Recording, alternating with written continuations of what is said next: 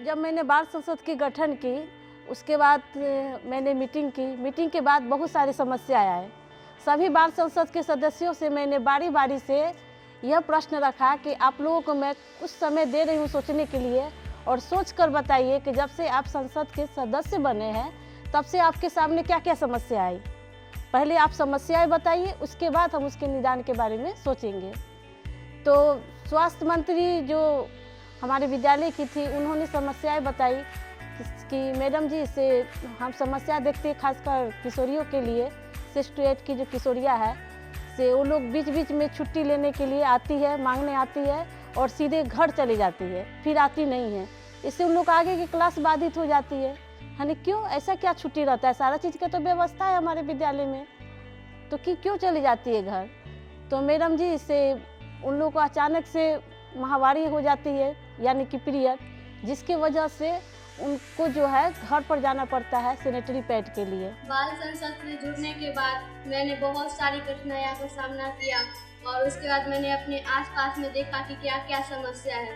उसमें सबसे पहले समस्या आया कि पैड बैंक का। तो हम लोगों ने इस पर अपनी बाल संसद के सदस्य के साथ इस पर बातचीत की। उसके बाद कहे कि कैसे सर मैडम के पास ले जाया जाए। इसके लिए एक मीटिंग बैठाई और उसमें यह समस्या का समाधान निकला। तो हम बोले कि ये तो बहुत बड़ी समस्या है किशोरी के लिए, इसका निपटान आप ही लोग बताइए क्या होना चाहिए। तो जो बाल संसद की जो किशोरियाँ थी, वे लोग आपस में पहले शर्माने लगी, बोलने में शर्माने लगी। इसलिए शर्माने लगी क्योंकि बाल संसद में लड़के भी थे।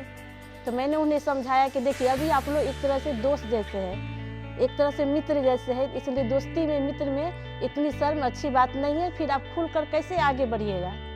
उन्हें बहुत समझाने पर तब उन्होंने कहा कि क्यों ना मैडम जी हम लोग ऐसा करें कि एक बैंक बनाएं, जैसे शहरों में होती है बैंक टाइप का, उसी टाइप का हम बैंक बनाएं, ताकि उसमें सैनिटरी पैड का व्यवस्था हो और उसमें कुछ राशि पैसे की जो है शिक्षा के माध्यम से हो, चाहे किशोरियों के माध्यम से हो, जमा भी हो, ताकि उससे पैड की खरीदारी भी हो सके। सब लोगों को बोले तो सब लोग और मैडम जी ने भी इस समस्या का समाधान निकला कि सभी बच्चे अपने अपने इच्छा के अनुसार लड़कियों अपना अपना पैसा का योगदान दें और स्कूल में पैड बैंक का निवारण हो। और पैड बैंक आ जाए तो जो लड़कियों को समस्या आई स्कूल में, वो उसमें से जाकर ले लें। और इसके लिए एक रूम भी बनाया गया, उसमें रखा गया और उसके बाद उसके क्लास में उस रूम में ताला लगा दिया गया और उसका चाबी एक बच्चे को दे दिया। उसके बाद चुनौती आई कि भाई इसका उपयोग बहुत लड़कियों को, किशोरियों को आता ही नहीं है। ना गांव की किशोरियों को इसके बारे में पता है, ना इसके उपयोग ही आती है। तो इसके लिए क्या होगा मैडम जी, किशोरिया ने सवाल रखा, क्योंकि जो बाल संसद की किशोरियाँ थी, उन लोगों में भी की जागरूकता नहीं थी कि भाई इसका उपयोग कैसे होता है। इसमें यह समस्या आई कि लड़कियों के लिए बात था और लड़कियों शर्माती थी कि जो कैसे मैडम के पास जाए।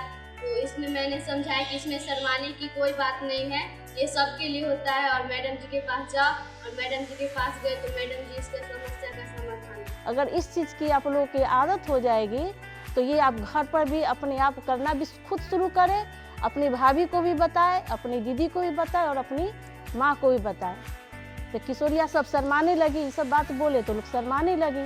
तो बारी बारी से खड़ा करके सब छोटा छोटा हम लोग से प्रश्न पूछे कि आपको ठीक है, हम आपको शर्म आ रही है, वो बात अच्छी बात है, किंतु हम तुम्हारे मैडम है, तुम्हारी दीदी है, तुम्हारी दोस्त भी है, तुम्हारी माँ जैसी भी है, कुछ भी झिझक है, कुछ भी प्रॉब्लम है, हमको बताएं। जब यह समस्या मैंने सुनी तो घर पे गई तो मम्मी और को बताया, तो मम्मी ने भी इसके समाधान के बारे में बताया।